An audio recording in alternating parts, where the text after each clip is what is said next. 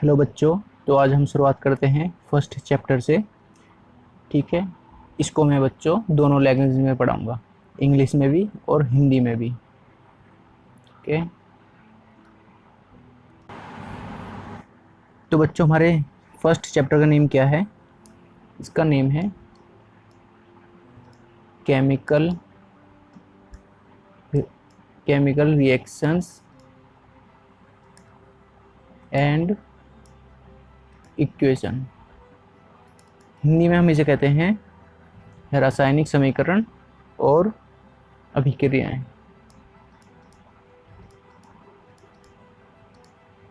रासायनिक समीकरण, रासायनिक अभिक्रियाएं बोलेंगे हम रिएक्शन को, और इक्वेशन को हम बोलेंगे समीकरण।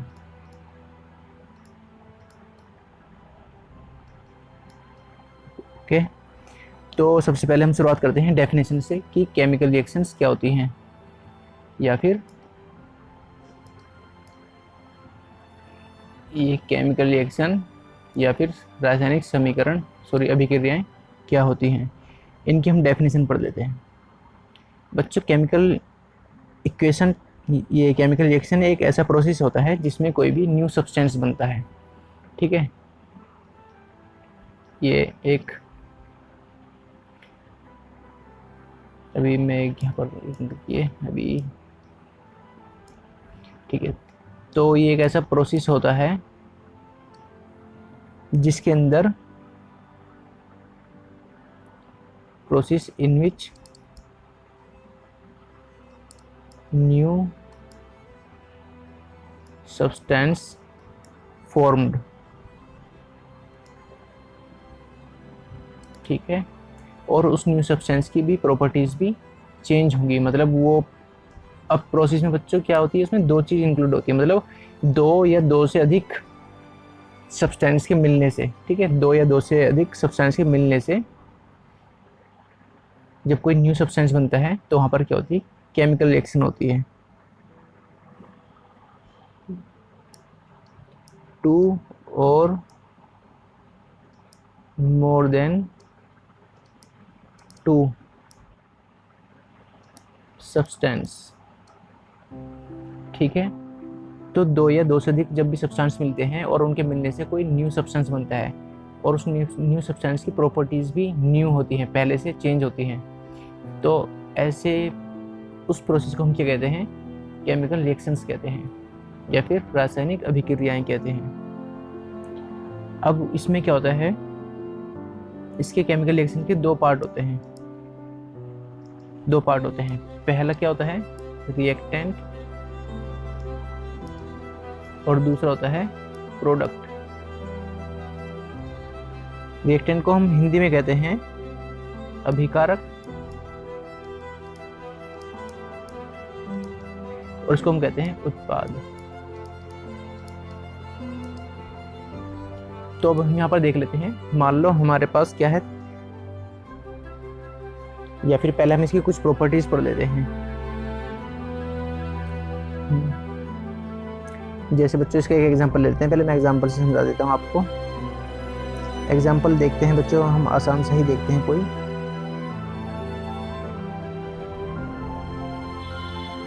मान लो बच्चों हम क्या करते हैं, कोई कार्बन सोर्स जलाते हैं। मान लो जैसे हमारे पास क्या है, कोयला, या फिर इसको हम क्या कहते हैं, कोल कहते हैं। जब हम कोयले को जलाएंगे, कोल को, ठीक है, और जलाने के लिए कौन सी गैस की आवश्यकता होती है बच्चों, ऑक्सीजन की। तो वो ऑक्सीजन के साथ रिएक्ट करेगा, मतलब तो हमने क्या करा, कोल, यहाँ पर हमने क्या लिखेंगे, इसकी जगह सी लिखेंगे बच्चों,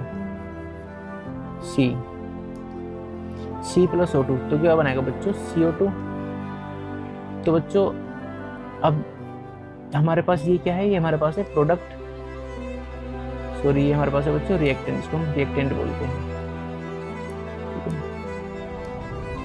ये होता है रिएक्टेंट,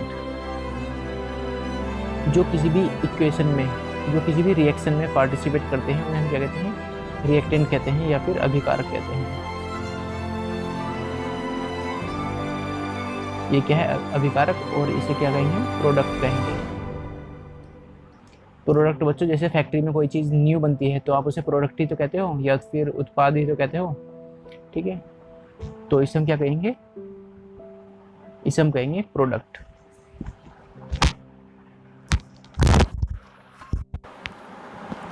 तो बच्चों इस CO2 की प्रॉपर्टीज इस कार्बन से और इस ऑक्सीजन से, दोनों से अलग होगी, है ना। न्यू प्रॉपर्टीज होगी और न्यू ही सब्सटेंस बना है। इन दोनों के मिलने से क्या बना है, न्यू सब्सटेंस बना है जब हमने इन दोनों को मिलाया, ठीक है। O2 मतलब यहाँ पर जब कंबस्शन होता है, जब किसी भी चीज़ का कंबस्शन होता है, किसी भी चीज़ को हम जलाते हैं, तो वहाँ पर हम ऑक्सीजन ही दिखाते हैं, क्योंकि ऑक्सीजन की मदद से ही कोई भी चीज़ जल पाती है। तो इसलिए यहाँ पर क्या दिखाया हमने, ऑक्सीजन दिखाया है। और इन दोनों के जब हमने कार्बन को जब हमने जलाया है, कोयले को या फिर कोल को, तो क्या बनता है, CO2 बनता है, CO2 गैस निकलती है। तो पहले प्रॉपर्टीज़ क्या थी और अब प्रॉपर्टीज़ क्या है, ठीक है। ये बच्चों और देखा होगा आपने, ये जो कोल होता है वो कैसा है, सॉलिड है, और ये गैस होती है, और जो यहाँ से कुछ निकला है तो वो भी गैस है। तो देखो सॉलिड और गैस के मिलने से क्या बना, इनकी दोनों की रिएक्शन से गैसियस प्रोडक्ट बना। तो हो गए ना प्रॉपर्टीज चेंज, और केमिकल प्रॉपर्टीज भी इनकी चेंज होती है। बस यही ध्यान रखना है आपको। अब चलते हैं नेक्स्ट।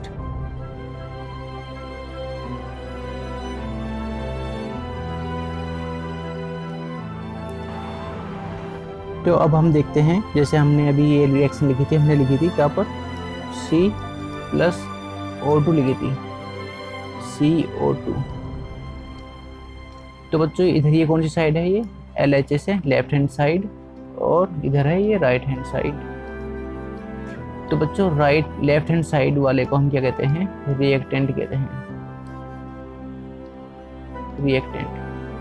यहाँ पर कितनी रिएक्टेंट है, यहाँ पर है रिएक्टेंट बराबर है यहाँ पर 2, और इसे हम क्या कहते हैं, प्रोडक्ट कहते हैं। 2 रिएक्टेंट के मिलने से क्या बना है, एक यहाँ पर प्रोडक्ट बना है, इसे हम कहेंगे प्रोडक्ट। यहाँ पर प्रोडक्ट कितना है, 1 है। हिंदी में तो बता ही दिया मैंने, अभिकारक। और इसको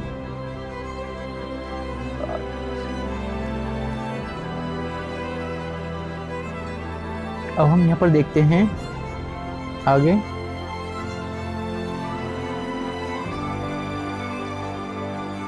कि किसी भी केमिकल रिएक्शन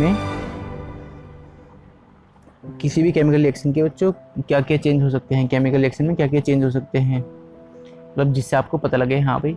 जैसे मान लो आपको कोई एग्ज़ाम में दे दिया, मतलब या फिर आप कोई भी एक्टिविटी कर रहे हो घर पर, तो आपको सब देखना है कि वो केमिकल रिएक्शन है या फिर फिजिकल रिएक्शन है, मतलब उसमें फिजिकल चेंज है या फिर को केमिकल चेंज है।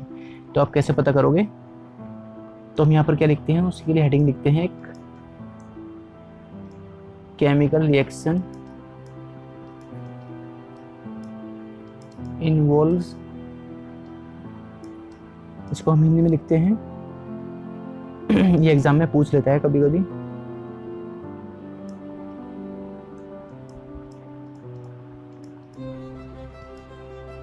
रासायनिक अभिक्रिया के परीक्षण, ठीक है बच्चों, रासायनिक अभिक्रिया के परीक्षण, मतलब रासायनिक अभिक्रिया में क्या क्या चीजें होती हैं। तो बच्चों उसमें क्या क्या हो सकता है, सबसे पहली बात उसमें क्या हो सकता है, चेंज इन स्टेट हो सकता है, चेंज इन स्टेट, या फिर उसे हम क्या बोलेंगे हिंदी में, अवस्था में परिवर्तन।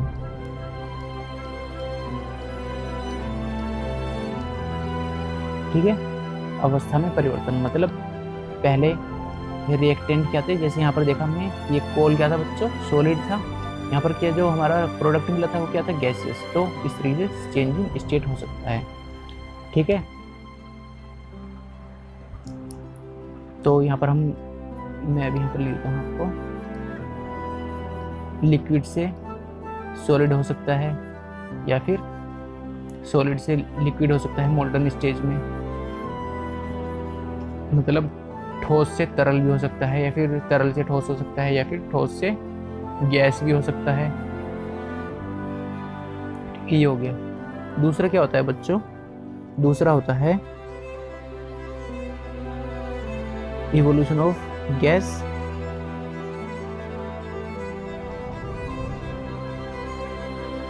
हिंदी में लिखेंगे उसको गैस का उत्सर्जन,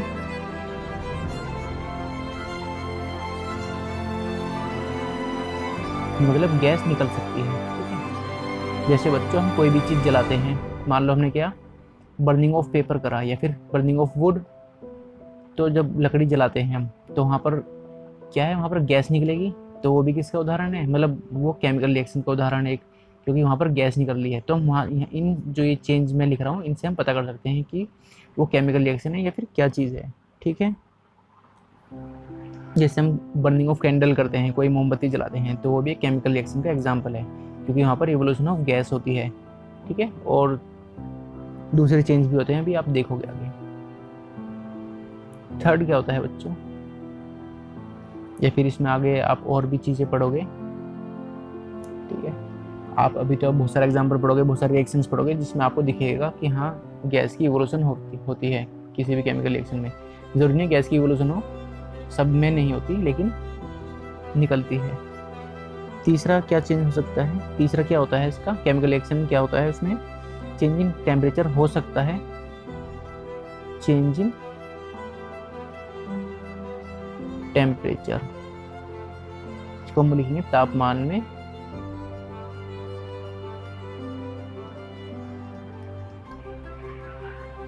में परिवर्तन।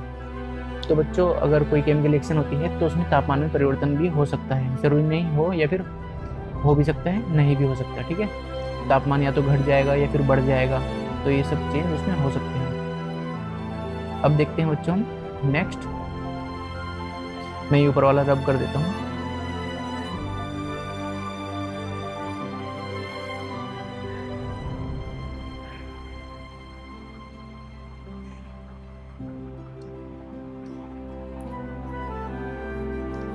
डी क्या है,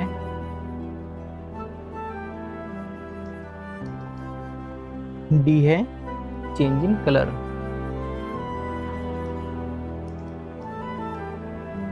चेंज इन कलर मतलब कलर में परिवर्तन, रंग में परिवर्तन हो भी सकता है और नहीं भी हो सकता।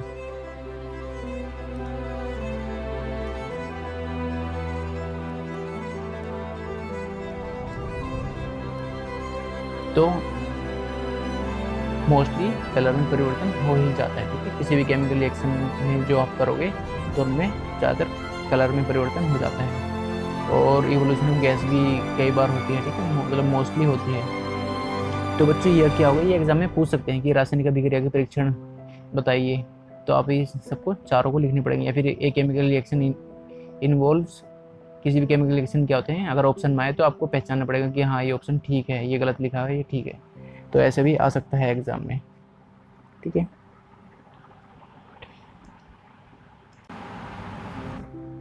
तो अब हम देखते हैं type of chemical reaction, types of chemical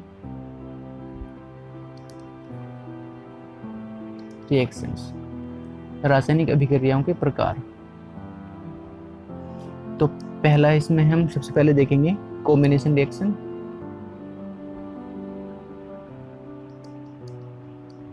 combination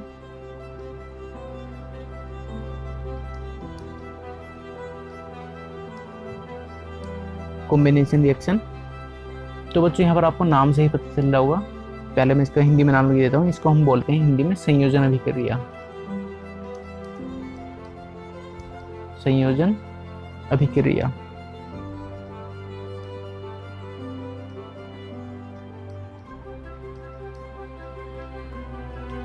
तो यहाँ पर आपको नाम से पता लग रहा है ना कि कॉम्बिनेशन, कंबाइन होना। ठीक है, तो जब दो या दो से अधिक, टू और मोर देन टू रिएक्टेंट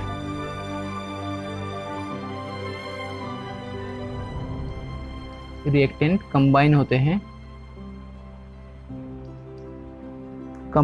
हैं to form a single product. जब दो या दो से अधिक मतलब दो या दो से ज़्यादा रिएक्टेंट कंबाइन होते हैं एक सिंगल प्रोडक्ट बनाने के लिए, तो उसे हम क्या कहते हैं? कॉम्बिनेशन रिएक्शन कहते हैं, या फिर संयोजन अभिक्रिया, क्योंकि संयोजन माने होता है जोड़ना। ठीक है, जैसे कि एग्जाम्पल इसके हम देखेंगे बच्चों। एग्जाम्पल, सबसे सिंपल एग्जाम्पल मैं आपको बता रहा हूँ। H2 प्लस O2 गिव्स, जब हम H2 क्या होता है बच्चों? ये हाइड्रोजन, लिख देता हूँ इसको, H2 ये हाइड्रोजन गैस है, डायटोमिक मॉलिक्यूल है, और ये भी डायटोमिक है। तो ये हाइड्रोजन गैस और ये ऑक्सीजन गैस, तो क्या बनता है इन दोनों को मिलने से? H2O बनता है। और बच्चों हम यहाँ पर क्या देखेंगे? यहाँ पर हम देखेंगे कि H2 ये गैस होती है, और ये भी गैस, और ये क्या होता है? लिक्विड। तो आपने यहाँ पर देखा ना, अभी जो हमने पीछे पढ़ी थी कि केमिकल रिएक्शंस इन्वॉल्व्स, तो हमने वहाँ पर देखा ना कि चेंज इन स्टेट होती है। तो यहाँ पर देखो ये दोनों क्या है? ये गैसेस है, ये भी गैस है, ये भी गैस है, लेकिन जो प्रोडक्ट आया है वो कैसा है? लिक्विड है। ठीक है, तो गैस के मिलने से क्या है? लिक्विड मिला। तो यहाँ पर क्या हो गया? प्रोडक्ट चेंज हो गया ना, प्रोडक्ट की प्रॉपर्टी चेंज होगी। लिक्विड की प्रॉपर्टीज अलग होती हैं, गैसेस की अलग होती हैं, और उनकी केमिकल प्रॉपर्टीज भी अलग होंगी दोनों की। तो इसे हम क्या कहते हैं? फॉर्मेशन। इसको हम सिंपली बोल सकते हैं कि formation of water. Combination reaction का एग्जांपल क्या है? फॉर्मेशन ऑफ वाटर है।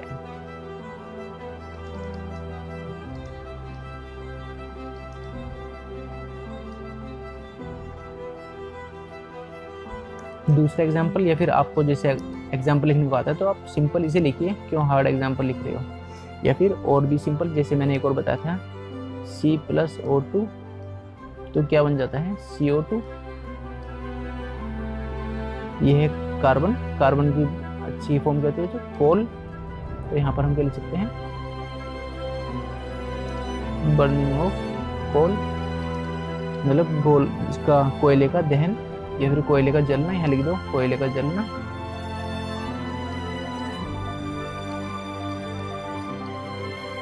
तो बच्चों अगर आपको रिएक्शन याद नहीं आती है ये कि क्या थी, तो आप सिंपल लिख दो कोयले का जलना, पानी का बनना। वो किस चीज़ का उदाहरण है? कॉम्बिनेशन रिएक्शन का। ठीक है, या फिर संयोजन अभिक्रिया का उदाहरण है। अगर आपको नहीं आता, ये आपको ये याद नहीं आती दोनों, ये और ये, तो आप सिंपल ये लिख सकते हो। अब हम नेक्स्ट पढ़ते हैं।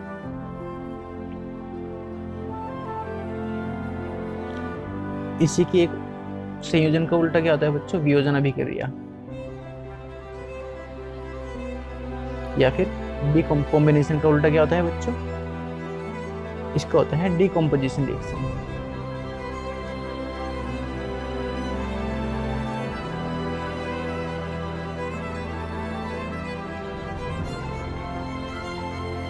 इसका अपोजिट होता है डीकम्पोजिशन रिएक्शन या फिर वियोजन अभिक्रिया।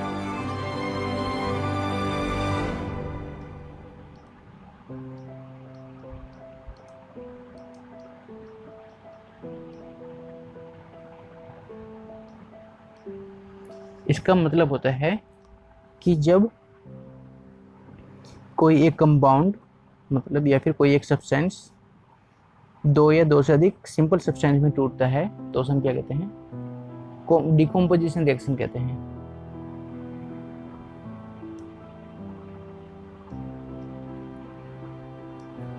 एक कंपाउंड दो या दो से ज्यादा, मतलब ये क्या है हमारे पास? एक रिएक्टेंट यहाँ पर बच्चे क्या होता है?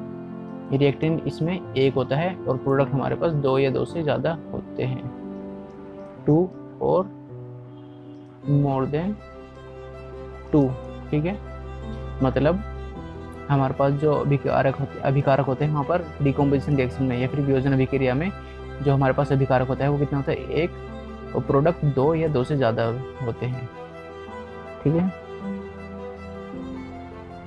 उसे हम कहते हैं डिकम्पोजिशन रिएक्शन।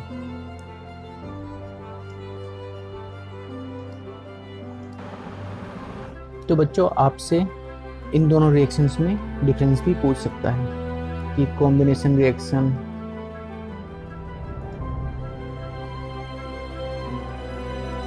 कॉम्बिनेशन रिएक्शन और डिकम्पोजिशन रिएक्शन में डिफरेंस बताइए।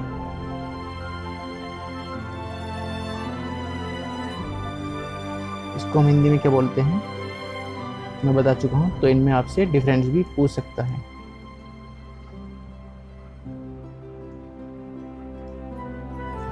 अब हम पढ़ते हैं next exothermic reaction. Exothermic reaction और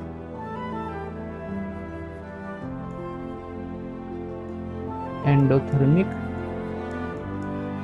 रिएक्शन। हिंदी में हम इनको क्या कहते हैं? हिंदी में कहते हैं इसको हम ऊष्मक्षेपी अभिक्रिया,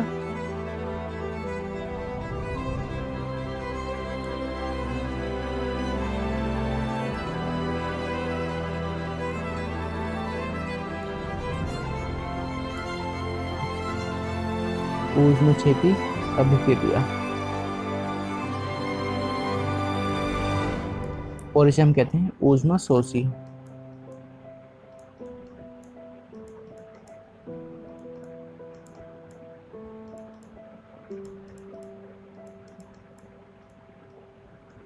तो बच्चों ये मैं आपको एक साथ इसलिए पढ़ा रहा हूँ क्योंकि ये दोनों एक दूसरे के अपोजिट हैं। तो पहले हम देखते हैं ऊष्माक्षेपी अभिक्रिया। तो बच्चों ये रिएक्शंस ऐसी रिएक्शन होती हैं, ऐसी केमिकल रिएक्शंस होती हैं जिसमें प्रोडक्ट तो बनता ही है, प्रोडक्ट प्लस हीट भी निकलती है। ऊष्मा माने हीट होता है, तो यहाँ पर मैं हीट लिखता हूँ, प्लस हीट भी निकलती है। ठीक है, हीट आल्सो इवॉल्व। तो ऊष्माक्षेपी में क्या होता है? हीट निकलती है। ठीक है, और ऊष्माशोषी में इसमें हीट की जरूरत पड़ती है। इसमें रिएक्टेंट के साथ आपको क्या देनी पड़ती है और हीट भी देनी पड़ती है। ये रिएक्टेंट प्लस हीट, इसको मैं लिखूंगा उत्पाद के साथ साथ आपको ऊष्मा भी निकलती है, और यहाँ पर आपको अभिकारक के साथ साथ हीट भी देनी पड़ती है, ऊष्मा देनी पड़ती है।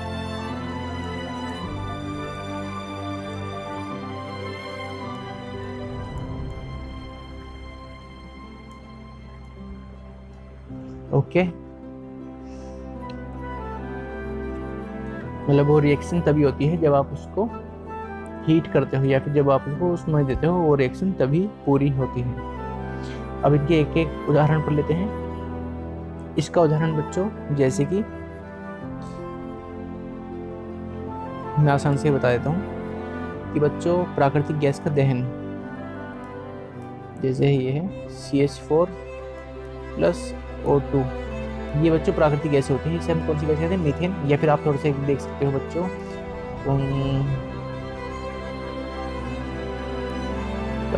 जैसे बच्चों आपने देखा होगा कि जब आप किसी भी CNG बस के पीछे जाते हो बाइक लेकर, तो बड़ी ही गरम गरम हवा निकलती है। तो बच्चों ऊष्मा की वजह से होती है, क्योंकि उसमें ऊष्मा निकलती है और प्राकृतिक गैस ही होती है वहाँ, कंप्रेस्ड नेचुरल गैस CNG बस। तो वहाँ पर क्या है? ऊष्मा निकलती है। तो आप इस यहाँ से एक एग्जांपल याद कर सकते हो, क्या है? CH4 plus O2। जब प्राकृतिक गहन, मैंने बताया था आपको, जब किसी भी चीज़ को हम जलाते हैं या फिर दहन करते हैं तो वहाँ पर क्या है? आपको O2 ही दिखाई देगी। तो क्या है उसका प्रोडक्ट? क्या है उसमें? CO2 प्लस पानी भी निकलता है 2H2O, पानी के 2 अणु निकलते हैं, 2 मॉलिक्यूल, प्लस हीट भी निकलती है। हीट को हम क्या लिखते हैं? यहाँ पर हीट लिख देता हूँ, हीट या फिर ऊष्मा। तो ये क्या हो गया? उदाहरण हो गया एक्सोथर्मिक रिएक्शन का। तो यहाँ पर हीट भी निकल रही है और मैंने आपको बता ही दिया है एक एग्जांपल। जैसे आप जब जाते हो CNG बस के पीछे, तो वहाँ पर इंजन बड़ी गर्मी देता है, गर्म हवा। ठीक है, बहुत ही ज़्यादा गर्म। स्पेशली रेड वाली बस के पीछे जाओगे तो बहुत ज़्यादा गर्म देगा। बच्चों फिर इसके बाद क्या है, एंडोथर्मिक रिएक्शन। जिस भी रिएक्शन को कराने में आपको ऊष्मा देनी पड़े तो वहाँ पर क्या होगी, उसे हम कहते हैं एंडोथर्मिक रिएक्शन।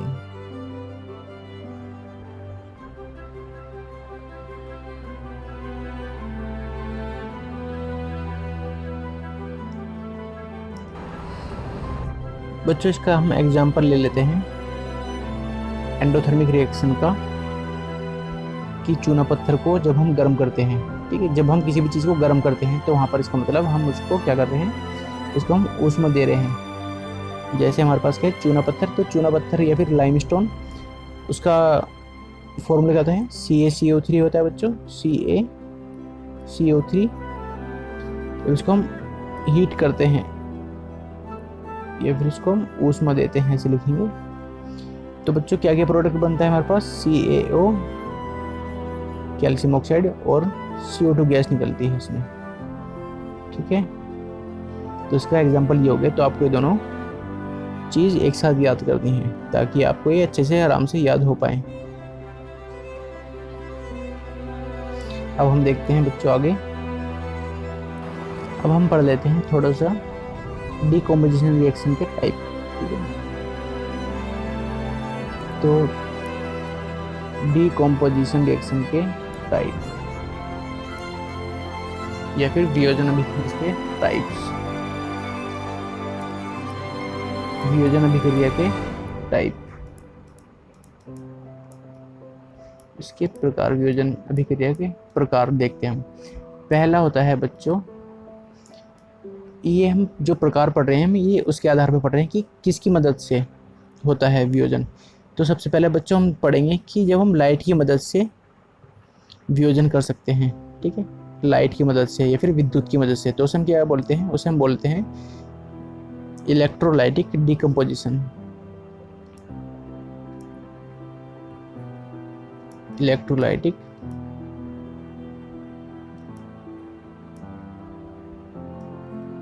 डिकम्पोजिशन या फिर उसे हम बोलेंगे विद्युत वियोजन।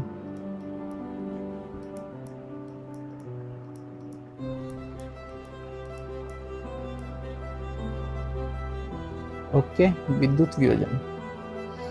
तो बच्चों इसका एग्जांपल हम सिंपल से लिख सकते हैं, काफ़ी आसान है। जब हम पानी को गर्म करते हैं, इसका एग्जांपल है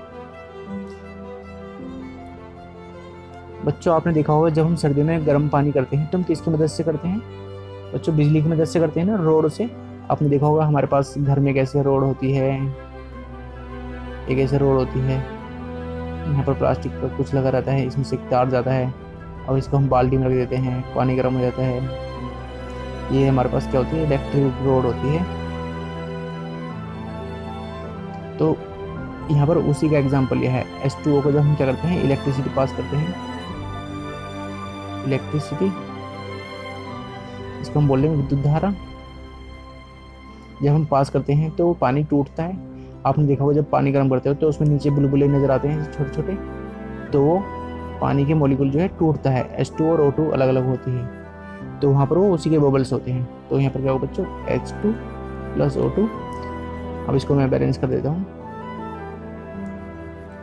ये 2H2O गिव्स क्या करता है बच्चों, 2H2 देता है और ऑक्सीजन देता है। तो ये हमारा किसका एग्जाम्पल हो गया, इलेक्ट्रोलाइटिक डिकम्पोजिशन का रिएक्शन, इसका उदाहरण हो गया। दूसरा पढ़ते हैं, तो इसको आप लिख सकते हो अपनी भाषा में कि जब हम कोई भी डिकम्पोजिशन करते हैं with the help of electricity, when decomposition is carried out by electricity या फिर with the help of electricity, electricity की मदद से जब हम कोई भी डिकम्पोजिशन करते हैं तो उसे हम इलेक्ट्रोलाइटिक डिकम्पोजिशन कहते हैं। ठीक है, तो आप लिख सकते हो आराम से। अब हम पढ़ते हैं सेकंड टाइप, ऊष्मीय वियोजन। इसको हम क्या बोलते हैं, इंग्लिश में क्या बोलेंगे बच्चों हम, थर्मल डिकम्पोजिशन। ऊष्मा को हम क्या बोलते हैं, हीट को हम थर्म भी बोलते हैं, THERM, थर्म। ठीक है, तो हम बोलेंगे बच्चों थर्मल डिकम्पोजिशन, मतलब हीट की मदद से हुआ जो हमने डिकम्पोजिशन करा है, तो उसे हम क्या कहेंगे, थर्मल डिकम्पोजिशन कहेंगे। इंग्लिश हिंदी में लिखेंगे ऊष्मीय वियोजन।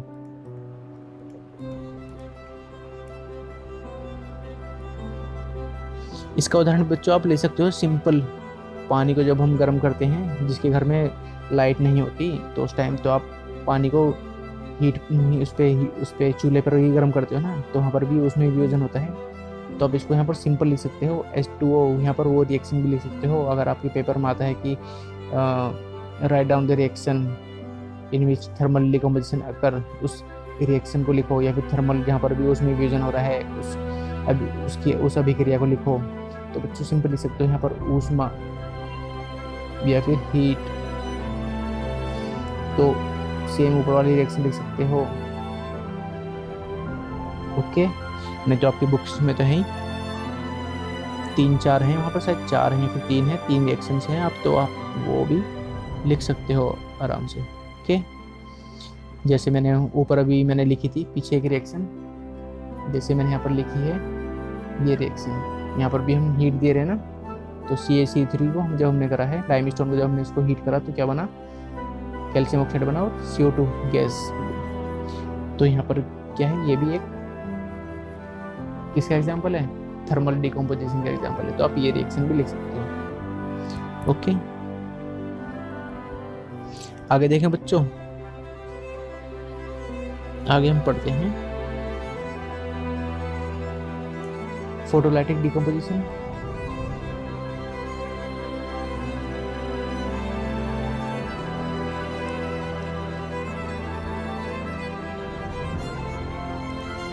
फोटोलाइटिक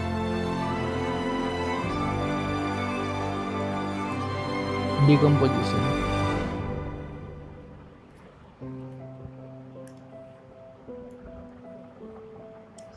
दोबारा से लिख देता हूँ मैं स्पेलिंग, डिकम्पोजिशन।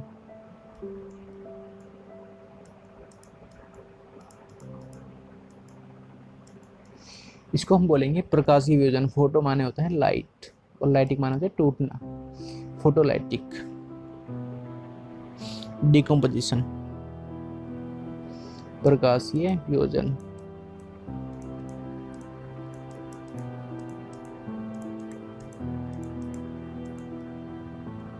तो बच्चों, जिस भी रिएक्शन में डिकम्पोजिशन होता है और वो भी सूरज के प्रकाश की मदद से, तो वहाँ पर हम क्या कहते हैं, उसे हम कहते हैं फोटोलाइटिक डिकम्पोजिशन। ओके, इसका उदाहरण हम, ये काफ़ी इंपॉर्टेंट है, इसके जो उदाहरण है, एग्जाम्पल इसके काफ़ी इंपॉर्टेंट है बच्चों।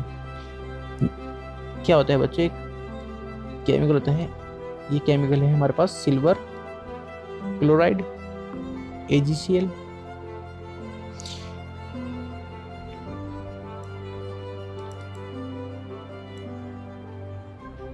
बच्चों इसको हमें क्या करना पड़ता है, इसको हमें ब्लैक बोतल में, ब्लैक काले रंग की बोतल में इसको हमें स्टोर करके रखना पड़ता है, ब्लैक कलर्ड बोतल में रखना पड़ता है। क्योंकि इसको अगर हम सूरज की रोशनी में खुला रख देते हैं या फिर ट्रांसपेरेंट बोतल में रख देते हैं, तो सूरज की रोशनी की वजह से क्या होता है बच्चों, टूट जाता है। किस में, सिल्वर प्लस क्लोरीन गैस में। ठीक है, सिल्वर प्लस क्लोराइड या फिर सिल्वर प्लस क्लोरीन लिखो आप, क्लोरीन गैस Cl2, इसको बैलेंस कर देते हैं 2AgCl। ओके, तो इन दोनों में टूट जाता है। और किसकी वजह से टूटता है बच्चों, सनलाइट की वजह से। या फिर सूर्य, यहाँ पर प्रकाश लिख लो, सूर्य का प्रकाश। और बच्चों ये कहाँ पर यूज होता है, ये आपका इसका यूज होता है, और बच्चों ये याद रखो, ये ग्रे कलर का होता है, ग्रे कलर। ओके, इसका यूज होता है कहाँ पर, इसका यूज होता है आपका फोटोग्राफी में, ब्लैक एंड व्हाइट फोटोग्राफी जो होती थी। ठीक है, तो उसमें इसको हम यूज करते हैं।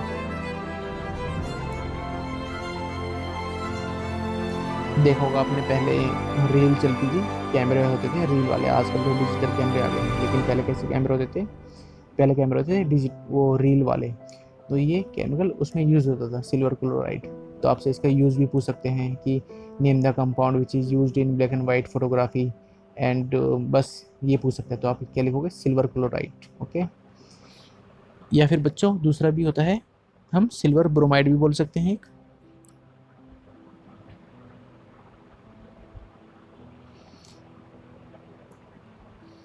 तो इसको हम लिखेंगे AgBr। ये है सिल्वर। Ag किसका सिंबल होता है, Ag होता है सिल्वर। ओके। Au होता है गोल्ड। तो आपको ये याद रखना है, 9th की टेबल, 9th क्लास में एक टेबल थी, वहाँ से याद कर सकते हो। वैसे 10th में भी आपकी टेबल, तो वहाँ से भी आप याद कर सकते हो। तो बच्चों AgBr, इसको भी जब हम सनलाइट में रखते हैं, सूरज की रोशनी में रखते हैं, तो एक इसमें टूट जाता है सिल्वर प्लस ब्रोमीन। ठीक है, इसको भी हम बैलेंस कर देते हैं। तो ये दोनों आप रिएक्शन काफ़ी इंपॉर्टेंट है, याद रख सकते हो। ओके। या फिर ये रिएक्शन दे देंगे आपको, दोनों पूछेंगे कि ये कौन सी रिएक्शन है, तो आप यहाँ पर देखोगे सनलाइट है, ठीक है, सूरज का प्रकाश लिखा हुआ है, तो आप समझ जाना कि प्रकाशीय वियोजन है। और यहाँ पर क्या देखोगे आप, पहचान इसकी और क्या है बच्चों, इसकी पहचान ये भी है कि यहाँ पर प्रोडक्ट एक है, सॉरी रिएक्टेंट कितना है यहाँ पर, रिएक्टेंट, ये रिएक्टेंट है एक, और प्रोडक्ट कितने हैं, 2।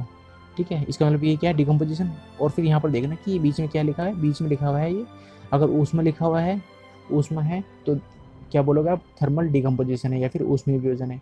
अगर आपने देखा कि यहाँ पर इलेक्ट्रिसिटी लिखी है, तो आप क्या बोलोगे कि वो इलेक्ट्रोलाइटिक डिकम्पोजिशन है। अब देखा यहाँ पर आपने कि सनलाइट लिखा हुआ है, तो आप क्या बोलोगे यहाँ पर कि प्रकाशीय वियोजन है या फिर फोटोलाइटिक डिकम्पोजिशन है। ओके बच्चों, तो बच्चों हम ये वीडियो को हम यहीं पर रोकते हैं।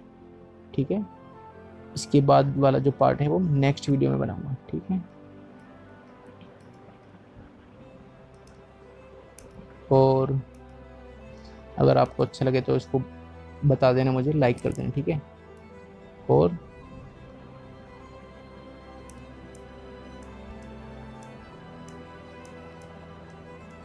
या फिर आपको कुछ चीज़ और बतानी है कि सर आराम आराम से पढ़ाओ, या फिर और कुछ राइटिंग साफ साफ, तो बता दीजिए ना, तो मैं उसको भी सुधारूंगा। ओके, थैंक यू बच्चों।